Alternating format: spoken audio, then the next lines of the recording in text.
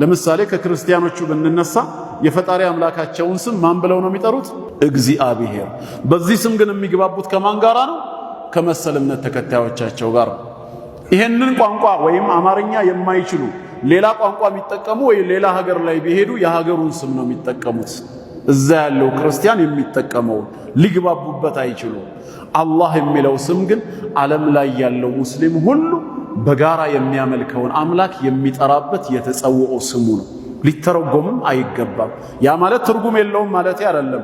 ተተርጉሞ ትርጉሙ በስሙ ቦታ ላይ ስምን ወክሎ ሊቀመጥ አይችልም። ለምን? ፕሮፐር ኔም ነው።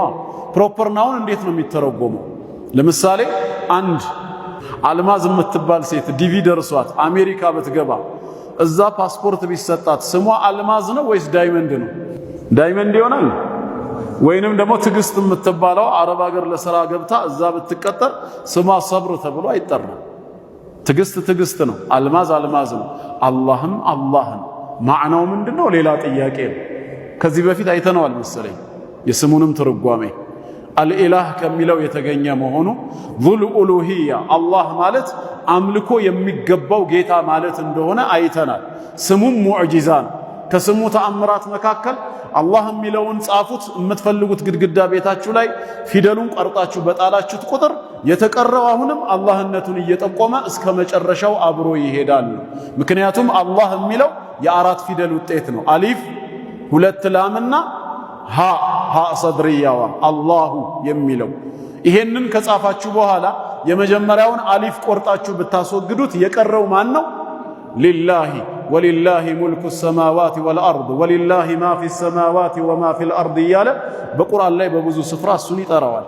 የመጀመሪያውን አሊፍና ላምን ሁለቱን ደግሞ ስትቆርጡት ምን ይቀራል? የቀረው ለሁ የሚል ይቀራል። ወለሁ መን ፊ ሰማዋት ወልአርድ ወለሁ ማ ሰከነ ፊል ሌይሊ ወነሃር እያለ በብዙ የቁርአን አንቀጽ እሱነቱን ሲጠራ እናየዋለን።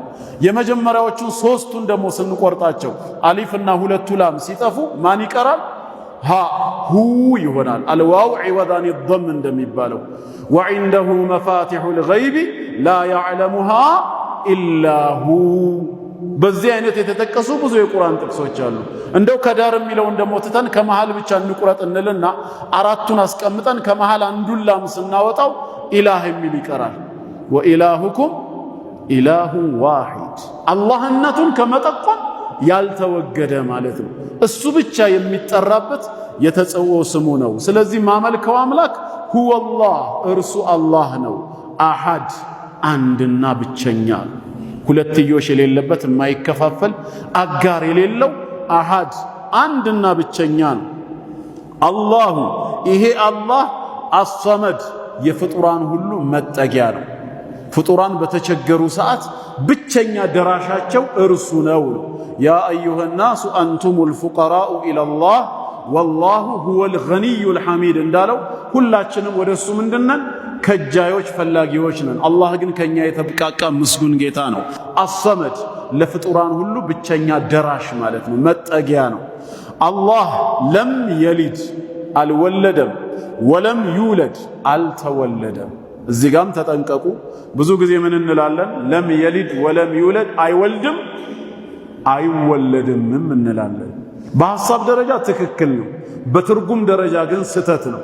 አይወልድም አይወለድም ሳይሆን አልወለደም አልተወለደም ነው ትክክለኛ ፍቺው። የሊድ ማለት በአረብኛ ቋንቋ ይወልዳል ማለት ነው። የይወልዳል ተቃራኒው ማን ነው? አይወልድም ነበር ተቃራኒው። ላ የሊድ አላለም፣ ለም የሊድ ነው ያለው። ለም የሚለው ሐርፍ ነፍይ ሙዳሪዕ ወይም ፊውቸር በሆነ ቴንስ ላይ ሲገባ ማዕናውን ፓስት ያደርገዋል፣ ወደ ማዲ ይቀይረዋል። ስለዚህ ለም የሊድ አይወልድም ሳይሆን አሁን አልወለደም ፊማ መዳ አዘ ፓስት ቴንስ። ወለም ዩለድ ራሱ አልተወለደም። አልወለደም ከተባለ ልጆች የሉትም ማለት ነው። አልተወለደም ከተባለ ደግሞ ምን የለውም? ወላጆች የሉትም ነው። ወደፊት እስጣራ ይወልዳል የሚለውን አያሲዘንም ወይ እንዳይባል ወለም የኩን ለሁ ኩፉወን አሐድ ለእርሱ የሚሆን አንድም ብጤ የለውም ማለት